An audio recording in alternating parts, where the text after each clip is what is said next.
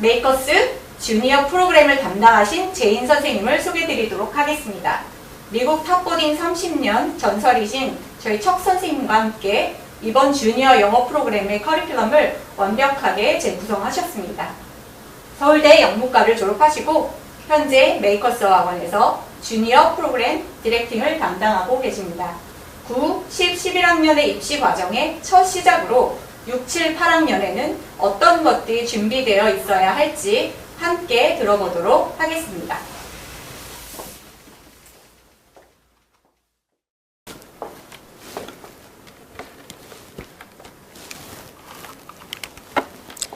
네, 안녕하세요. 이번 겨울 메이커스 주니어 프로그램 수업을 맡게 된 박재인입니다. 오늘 이 설명회를 통해서 이번 겨울 프로그램에서 진행될 수업의 내용과 메이커스에서 올 겨울 왜 이러한 프로그램을 준비하게 되었는지 설명을 드리도록 하겠습니다. 우선 이번 겨울에 두 가지 수업이 개설되는데 8, 9학년 학생들을 위해서는 American Studies 수업이 열리고 6, 7학년 학생들은 US History and Literature 이렇게 두 과목이 개설되게 됩니다. 이렇게 수업명에서 바로 아실 수 있다시피 이 수업들이 역사랑 문학 이 역사와 문학을 결합한 인문학 특화 수업인데요. 고등학교에서 학생들이 배우게 될 문학, 역사, 그리고 비평적 글쓰기 과정에 대비할 수 있도록 이제 수업이 설계되어 있습니다. 저희가 왜 이렇게 역사랑 문학을 결합했는가를 설명드리고 싶은데 상담을 하다 보면 많은 학부모님들이 저희 아이 꼭 AP US History를 들어야 될까요? 안 그러면 랭릿을 SL로 들으면 되지 않을까요? 하이어 레벨 꼭 들어야 하나요? 이런 질문들을 많이 해주세요. 이 질문들을 하시는 이유를 살펴보면 미국 대학이 이제 AP US History, AP Literature 이런 과목들을 좋아하고 들으면 너무나 훌륭하다라는 걸 알고 있지만 또 막상 현실적으로 덥석 듣기에는 그 해당 과목들이 수준이 높고 시간 소요가 많이 되고 점수를 잘 안 주기로 유명한 과목들이기 때문에 들으면 좋지만 너무 어렵다. 이 사이에서 갈등하시면서 그런 질문들을 많이들 해주시는 것 같아요. 근데 실제로 미국 대학들이 그런 인문학적 소양을 고등학교 과정에 증명한 학생들을 선호하는 것은 사실이고 그러한 이유를 살펴보면 컬럼비아 대학교를 예시로 저희가 설명을 드리고자 하는데 여기 컬럼비아 코어 과정에 1, 2학년 학생들이 공통적으로 들어야 되는 수업들이 있고 여기에서는 이제 전공과 무관하게 모든 학생들이 듣는 수업 인데 인문학이 차지하고 있는 비율이 상당히 높아요. 게다가 옆에 이제 컬럼비아 대학이 필독서로 지정한 작품들을 보시면 필독서라고 그리고 모든 전공과 무관하게 모든 학생들이 듣는다고 절대 쉬운 작품들이 선정되어 있지 않고 이제 단테의 신곡, 호머의 오디세이, 밀턴의 실낙원 이런 되게 길고 어렵고 되게 지루한 장편 고전들로 구성되어 있음을 보실 수 있으세요. 그래서 정말 어려운 작품들로 1, 2학년 수업들이 기본적으로 구성이 되어 있다 보니까 고등학교 시절에 인문학적 재능이나 소양을 보이지 못한 학생들을 대학들이 선발하기에 조금 머뭇거리게 되는 그런 현실이 있습니다. 근데 앞서 다 말씀드렸듯이 그러면 US History를 듣고 이제 IB English Language Higher Level로 들으면 되겠다라고 쉽게 선택을 하기에는 해당 수업들이 점수를 잘 안 주고 좋은 점수를 받기 어려운 과목들로 잘 알려져 있죠. 왜 문학과 역사가 그렇게 점수 받기 어려운 수업으로 한국 학생들이 생각하는지를 살펴보면 학습 방식의 차이로 크게 설명을 드릴 수 있고 세부적으로 그 요인을 살펴보면 이렇게 세 가지 이유를 들 수 있을 것 같아요.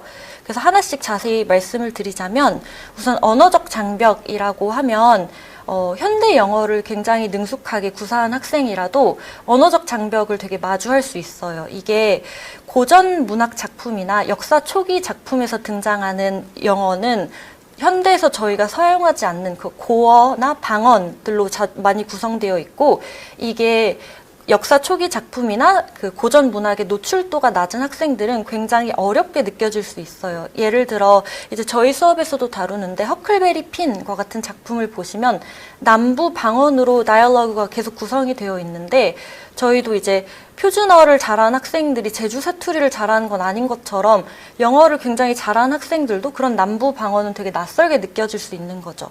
그리고 이제 많이들 학생들이 싫어하는 이제 셰익스피어 같은 작품도 이나 중세 영어를 활용하는 베어울프 같은 작품들에서는 현대에선 저희가 더 이상 활용하지 않는 영어 단어들이 많이 포함되어 있고 표현 방식도 되게 낯설게 느껴질 수 있어요. 그래서 이러한 텍스트들을 학생들이 처음 접하면 뭐 이 텍스트의 메시지, 철학 이런 것은커녕 줄거리 파악조차 어려운 경우들이 굉장히 많고 복잡한 문장 구조, 굉장히 긴 문장, 그 사이 군데군데 현대에서 더 이상 볼 수 없는 난해한 단어들 이런 것들의 조합 때문에 학생들이 좌절감을 느끼게 되는 경우가 굉장히 많습니다. 그 다음으로는 이제 언어적 장벽을 넘어섰더라도 사건 간의 연계성에 대한 이해가 부족해서 좋은 점수를 못 받는 경우들이 많아요. 이제 이게 무엇이냐라고 하면 이제 많은 학부모님들이 알고 계시다시피 이 문학 수업, 영어 수업, 역사 수업은 주입식 과목이 절대 아니고 뭐 학생들이 사고를 해야 되는 수업이다. 이 사실은 너무 잘 알고 계실 텐데요. 이 사건 간의 연계성을 학생들이 능동적으로 하지 않는다면 사실 해당 과목을 주입식 과목으로 대하고 있는 거라고 보실 수 있어요. 우선 사건과 사건 사이 원인과 결과를 스스로 연결하고 이를 바탕으로 의미를 도출하는 능력을 키워야 해요. 예를 들어 미국 독립혁명이 있고 프랑스 혁명이 있다라고 하면 이 사건들은 개별적으로 따로 진행된 사건이고 다른 나라에서 일어난 사건임에도 불구하고 학생이 스스로 이 혁명이라는 그 공통점으로 기반해서 similarities, differences 이런 걸 생각해 보면서 분석을 해보고 연결성을 키워나가는 연습을 해야 되는 거예요. 문학 작품에서도 마찬가지로 등장인물의 행동이 얘가 챕터 7에선 이랬구나, 챕터 10에선 저랬구나가 아니라 왜 이렇게 발전하고 연결되는지를 계속해서 생각을 해야 됩니다. 그래서 역사 공부를 할 때 몇 년도에 무슨 일이 일어났고 몇 년도에 무슨 일이 일어났고 이렇게만 공부를 하는 것이 아니라 학생이 스스로에게 왜 이 사건이 후속 사건을 유발했는가, 이 사건이 없었다면 그 후속 사건은 어떻게 달라졌을까? 이런 질문을 던질 수 있어야 돼요. 이건 학교 선생님들이 학생들한테 던져주는 질문이 아니라 학교 선생님들은 그냥 몇 년도에 무슨 사건이 있었다라는 설명에서 그치고 학생들이 스스로 생각하면서 고민해야 되는 부분입니다. 문학에서도 마찬가지로 위대한 개츠비를 예시로 설명을 드리자면 개츠비라는 인물의 그런 집착이나 몰락을 character analysis, 이 인물 하나의 이야기로 생각하는 것이 아니라 이것이 1920년도 미국 사회에서 American Dream의 한계를 어떻게 반영하는지, 즉 인물이 사회가 인물을 서로 어떻게 반영하고 서로에게 어떤 영향을 주는지 학생이 끊임없이 연결을 하면서 고민을 하는 연습을 해야 돼요. 이걸 하지 않으면 단순히 챕터 2에서는 이랬고 챕터 3에서는 이랬다라는 주입식 공부로밖에 그치지 않습니다. 그래서 이것이 중요한 이유가 결국 사건을 연결하고 해석하는 능력이 비판적 시각이 기초가 되기 때문에 되게 중요해요. 이제 학생들은 작품 속 작가의 숨은 의도나 역사적 사건의 맥락을 파악하는 것을 넘어서서 정보의 신뢰성을 검증하고 그를 기반해 자신만의 분석, 자신만의 세계관을 구축할 수 있어야 해요. 예를 들어 한 가지 예시로 설명드리자면 연방주의자 논문, The Federalist Paper 이런 작품들을 학생들이 분석할 때 굉장히 어려운 작품이기 때문에 줄거리 파악에 급급해서 이런 내용이구나 해서 그치면 절대 안 되고 제임스 매디슨이란 인물이 왜 어떠한 배경에서 이러한 특정한 법안을 지지했을까, 당시 정치적 상황이 이 인물에게 어떠한 영향력을 행사했을까, 그리고 현대적 관점에서 우리가 이걸 통해서 얻을 수 있는 교훈은 무엇일까, 이러한 질문들을 선생님의 렉처와 무관하게 학생들이 스스로에게 던지는 연습을 해서 자신만의 비판적 시각을 만들어야만 해요. 그래서 이러한 비판적 시각이 없으면 학생들은 단순히 지식을 암기하고 파악하는 것에 그치게 되고 그러면 토론이나 에세이에서 자신만의 고유한 분석이 없기 때문에 좋은 점수를 받기가 매우 어렵습니다. 그러면 이 방법들을 알면 이제 이렇게 실천만 하면 무조건 A를 받을 수 있는가라고 하면 또 현실적인 상황 때문에 그렇지 못한 경우들이 많죠.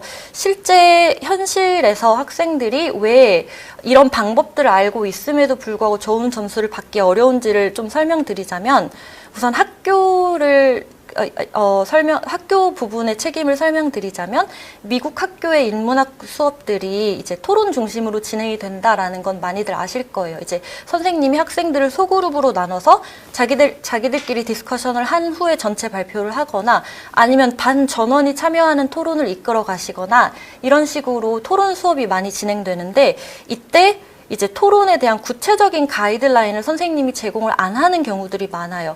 가령 이제 토론의 주제가 위대한 개츠비를 읽고 이 작품이 오늘날 사회에 주는 메시지가 무엇일까? 약간 이런 주제라면 되게 큰 주제잖아요. 그럼 학생들이 개츠비라는 개인 차원에서 분석을 해야 되는지 안 그러면 사회적인 차원에서 분석을 해야 되는지 이런 것에 대한 가이드라인이 없어요. 그래서 그런 상황에서 상당수의 학생들은 자신의 감상을 표현하는 것을 토론이라고 생각을 한다던가 안 그러면 줄거리를 정확하게 요약하고 설명하는 것, 이 분석이라고 착각을 하게 되는 경우들이 많아요. 근데 이제 자신만의 논리를 전개해야 되고 자신만의 분석을 전개해야 되는데 명확한 가이드라인이 없을 때는 좀 우왕좌왕하게 되는 거죠, 학생들이. 게다가 그렇게 토론을 마친 이후에 점수를 받았을 때 자기가 왜 이 점수를 받았는지 학생들이 정확하게 파악하지 못하는 경우들이 굉장히 많아요.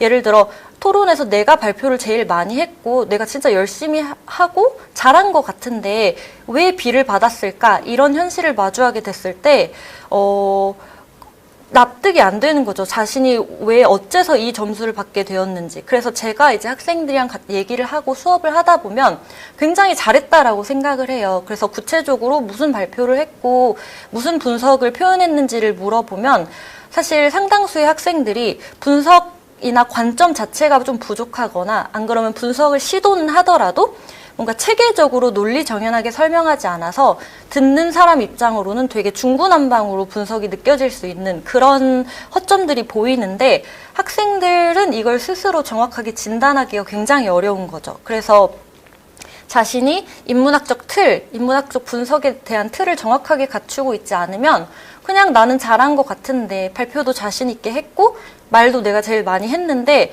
왜 나는 B를 받을까? 게다가 옆에 있는 학생을 보니까 쟤는 A를 받았는데 나랑 되게 비슷하게 한 것 같은데 왜 쟤는 A지? 이렇게 혼란스러운 상황 속에서 상당수의 학생들이 내리는 결론이 우리 학교 영어 선생님은 자기가 좋아하는 사람한테만 A를 줘. 자기가 기분이 좋아야지만 좋은 점수를 받을 수 있어. 이런 좀 오해 섞인 결론에 도달하게 되는 것 같아요.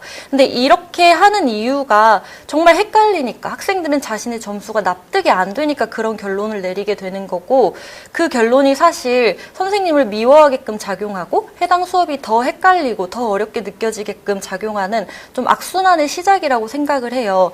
그래서 이런 부분들 때문에 학교 차원의 이런 요소들 때문에 방법을 알아도 학생들이 실제로 잘 좋은 점수를 못 받는 경우들이 있고 또 가령 학생이 스스로 정확하게 나는 발표에 대한 태도, 자신감은 굉장히 좋으나 내가 분석의 깊이가 부족하구나 이런 자신의 문제점을 정확하게 진단하는 능력이 있다고 가정하더라도 그러면 이제 앞으로는 깊이 있는 분석을 해야지 한다고 바로 자동으로 깊이 있는 분석이 되는 게 아니죠. 이런 퍼스펙티브나 컨텍스트는 굉장히 정확한 틀을 구축한 상황에서 반복적인 훈련, 시간과 노력을 들여야지만 되게 좀 발전하는 스킬이기 때문에 10학년, 11학년이 되어서 지금 당장 AP 랭귀지 수업을 듣고 있는데 그게 어려우면 그때 가서 틀부터 잡고 연습을 하고 하기에는 굉장히 많은 시간과 에너지를 이제 필요로 하게 되는 좀 되게 학생이 힘들 수 있는 상황이 발생하게 됩니다. 이러한 모든 부분을 종합적으로 고려해서 메이커스에서 주니어 수업을 개설할 때 이제 몰입식 환경을 제공하는 것과 기술적인 접근법을 지도하는 것, 이 두 가지를 이제 좀 핵심적인 수업의 가치로 잡고 진행을 했습니다. 몰입식 환경이 무엇인가라고 하면 실제 미국 명문 보딩 스쿨들은 인문학 수업을 어떻게 진행하는가, 실제 미국 명문 보딩 스쿨에서는 토론 수업이 어떻게 전개되는가, 이런 부분들을 학생들한테 반복적으로 재현해주고 학생들이 훈련할 수 있게끔 그런 환경을 만들어주는 데 중점을 두었습니다. 이 부분을 저희가 이제 한국에서 척 팀린 선생님보다 더 잘 맡으실 분이 있을까 싶을 정도로 이분의 이력을 보시면 정말 명문 보딩 스쿨에서 30년 이상 인문학 수업을 진행하신 분이세요. 이분이 저도 이번에 수업을 함께 준비하면서 알게 되었는데 홍정욱 씨의 저서인 7막 7장에도 이제 언급되신 분이라고 알고 있어요. 그래서 학생들한테 날카로운 질문을 던지고 비판적 사고를 끌어내는 수업 스타일로 잘 알려져 있으며 홍정욱 씨도 이제 척 선생님 수업에서 A를 받고 싶어서 밤을 새서 공부를 한 그런 일화가 기록되어 있더라고요.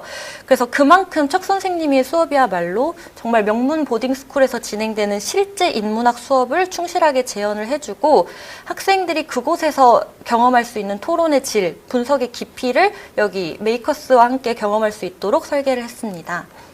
이제 그러면 이제 저는 척 선생님과 달리 구체적이고 체계적인 기술 지도 이 부분의 수업을 맡게 되었는데요.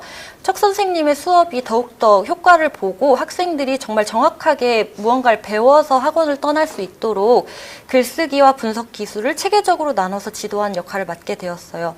저는 학부에서는 영문학을 전공했고 석사에서는 이제 사회학 분야인 아동가족학과를 졸업했는데요. 이 과정에서 제가 대학교 시절, 석사 시절을 제약하면서 굉장히 이제 다른 학생들에 비해 많은 글쓰기를 했다라고 설명드릴 수 있을 것 같아요. 학부 때는 인문학 글쓰기를 했고 석사 때는 사회과학 글쓰기랑 논문 쓰기 이런 것을 했으며 또 제가 학부 시절에는 서울대 영자신문 동아리에서 에디터로 좀 오래 활동을 해서 저널리즘 글쓰기도 많이 썼고 그래서 저도 글을 많이 써본 사람이고 제가 학원가에서 일하기 시작한 이후로는 학생들 AP나 IB 때 필요한 에세이 라이팅은 물론 크리에이티브 라이팅 대회나 이제 논문 쓰는 거 혹은 이제 대학교 에세이, college 에세이 같이 쓰는 과정을 하면서 굉장히 다양한 종류의 글쓰기 수업을 한 경험이 있어요. 그래서 이러한 경험을 통해서 학생들이 글쓰기를 어려워할 때 무엇이 헷갈리고 무엇이 어려워서 헤매는지 그걸 좀 정확하게 파악할 수 있는 계기가 됐었다라고 생각을 해서 그런 경험을 녹여서 이번 프로그램을 구성하게 됐습니다. 우선 이제 구체적이고 체계적인 기술 지도가 무엇인가 좀 되게 거창하게 들리지만 사실 그냥 되게 간단해요. 학생들 눈높이에 맞춰서 차근차근 아이들이 헷갈려할 부분을 헷갈리지 않을 수 있도록 짚어주는 건데요.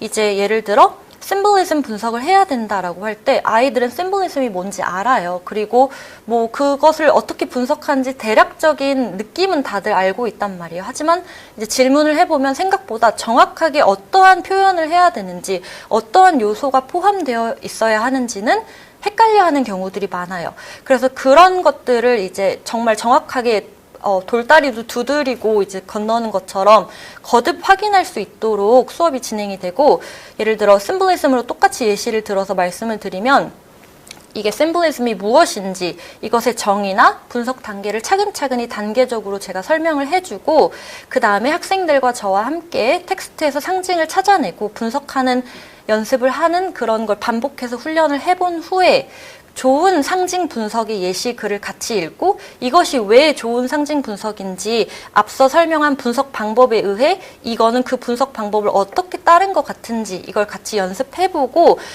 이 모든 과정을 경험한 이후에야 학생들이 직접 분석을 하도록 이렇게 수업이 설계되어 있습니다.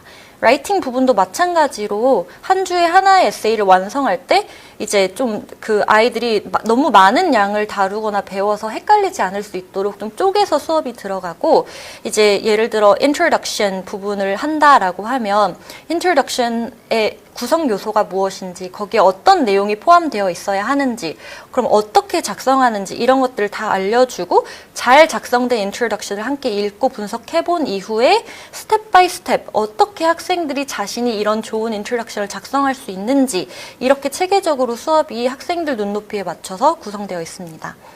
그래서 척 선생님이랑 저랑은 수업 접근 방식이 굉장히 달라요. 척 선생님이 정말 명문 보딩스쿨의 토론, 정말 국제학교 미국식 인문학 수업 그 자체를 학생들이 경험할 수 있게끔 재현해 주신다면 저는 이제 분석과 글쓰기를 학생들이 체계적으로 소화할 수 있는 만큼 쪼개서 이제 떠먹여주는 식으로 수업을 진행하고 있습니다.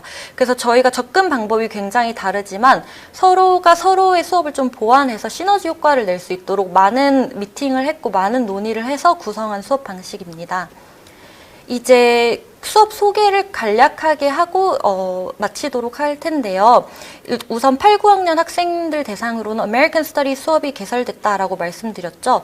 척 선생님이 미국사의 주요 사건과 문학 작품, 비문학 작품들을 다 설명을 해주시고 토론 수업을 진행을 하시게 될 거고, 저는 척 선생님과 아이들이 1차적으로 이제 내용 파악, 1차적인 분석을 마치고 제 수업에 오면 거기에서 더 자기 자신을 푸시해서 더 깊이 있는 분석을 하는 방법, 그리고 더 깊이 있는 분석을 정확하고 명확한 글쓰기로 표현하는 방법, 이렇게 맞게 될 것 같아요. 그래서 교재를 보면서 설명을 드릴게요.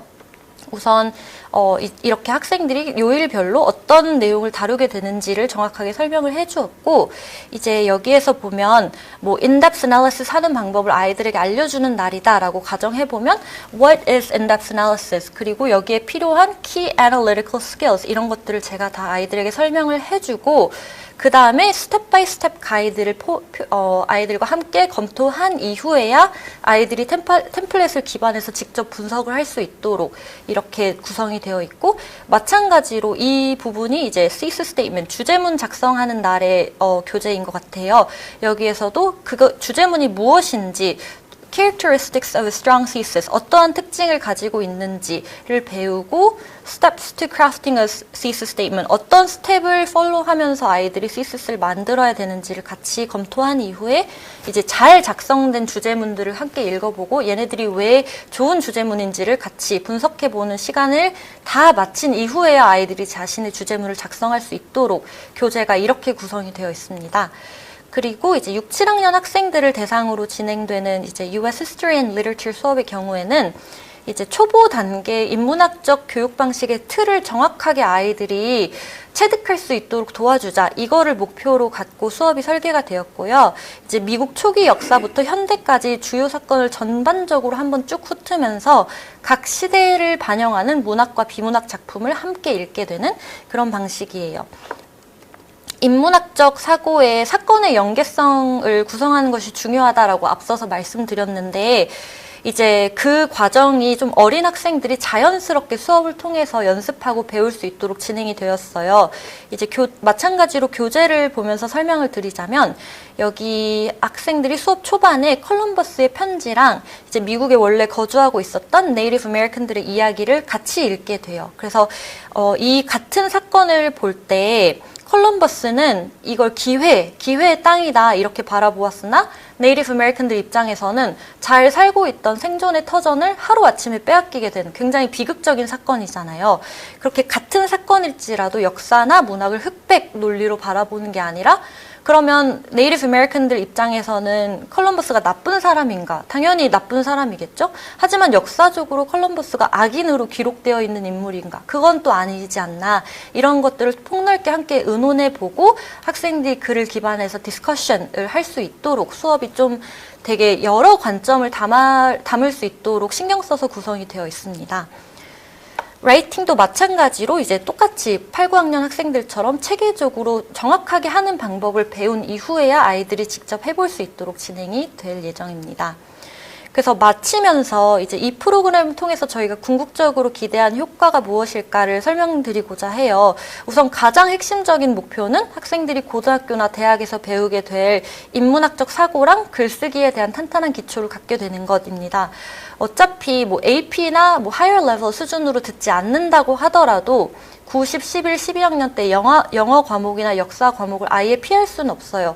게다가 뭐 대학교 가서도 또 다시 들어야 하는 게 미국의 입시를 생각하고 있다면 어쩔 수 없이 맞이해야 하는 현실이죠. 그러면 이 과목들이 어렵고 지루한 게 느껴질 수 있는 것도 맞지만, 정말 좋은 인문학적 틀을 갖고 학생들이 해당 수업을 나의 지적 세계관을 확장할 수 있는 정말 좋은 기회로 좀 즐기면서 들을 수 있으면 너무 좋지 않을까라는 생각을 하고 그러한 욕심을 갖고 좀 구성한 프로그램이에요.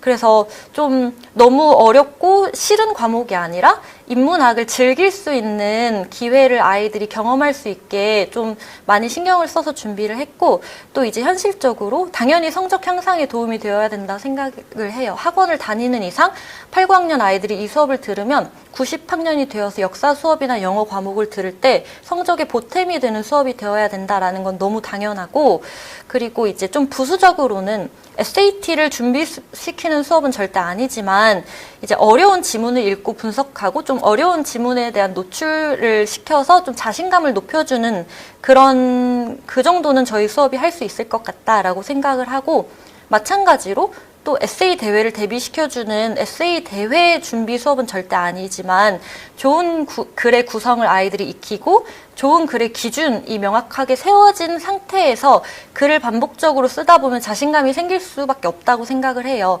그러한 경험을 한 이후에 저희 수업이 학생들이 향후 에세이 대회를 도전할 수 있는 기반을 마련해주는 정도는 분명히 될 것이다 라고 생각을 합니다. 무엇보다 결국 정말 저희가 학생들이 정말 얻어갔으면 하는 부분이 글로벌한 시각과 비판적 사고를 갖춘 좀 성숙한 인재로 성장할 수 있었으면 좋겠어요. 인문학적 관점 자체가 대학교에서도 미국이 1, 2학년에 포함을 하는 이유가 이런 인문학적 시각을 가진 인재가 이제 글로벌 사회에서 더 매력적인 인재로 폭넓은 사고를 하고 남의 입장을 고려하고 이해할 수 있는 인재이기 때문이라고 생각을 해요. 그래서 이 수업을 통해 아이들이 좀 새로운 관점, 사고방식을 배우고 인문학을 즐길 수 있는 첫걸음이 됐으면 좋겠다라고 생각을 하고 있습니다. 그럼 저는 제 부분 설명을 마쳤고 질문을 받아보도록 하겠습니다. 네, 학부모님들께서 굉장히 많은 질문들을 남겨주셨거든요. 그 중에서 가장 많이 궁금해하시는 몇 가지만 드려보도록 하겠습니다. 이 프로그램이 SAT나 AP 수업을 직접 준비시켜주는 과정일까요? 라는 질문이 있었거든요. 네. 우선 SAT 같은 경우에는 직접 준비시켜주는 수업은 아닐 것 같고 AP는 선행의 개념을 띈 수업이다라고 말씀드릴 수 있을 것 같아요. 물론 역사가 이제 한 번 배운다고 이제 정확하게 몇 년도에 무슨 사건이 일어난지를 다 기억하게 되는 건 아니어서 아이들이 후에 AP US History를 들을 때 다시 기술적인, 정보적인 부분을 다시 학습해야 되는 건 있겠지만 해당 수업은 AP US History나 AP Language에서 다루는 에세이 라이팅에 필요한 스킬도 정확하게 다루고 거기에서 해야 되는 분석의 기법들로 알려주기 때문에 AP 선행은 다루게 되지만 SAT는 어려운 지문 그리고 SAT에서 학생들이 마주할 수 있는 어려운 단어들을 대비시켜주는 정도다라고 생각할 수 있을 것 같아요. 네, 또 하나 질문 중에 6, 7학년, 8, 9학년 과정에 어떤 차이가 있는지를 많이 여쭤보셨습니다. 네. 우선은 6, 7학년 수업 같은 경우는 우선 학생들 학년과 수준에 맞춰서 수업이 이렇게 구성되어 있고 그렇다 보니까 이제 8, 9학년들은 지금 9학년은 하이스쿨을 다니고 있는 상황이고 8학년은 준비를 해야 되는 상황이어서 조금 더 직접적으로 이제 앞서 말씀드렸듯이 AP 수업 선행까지 다룰 정도로 좀 구체적인 부분, 기술적인 부분이 좀 딥하게 들어가고요. 6, 7학년 그것에 비해서는 좀 인문학적 틀과 사고를 좀 정확하게 탄탄하게 마련하자에 좀 더 포커싱이 되어 있어요.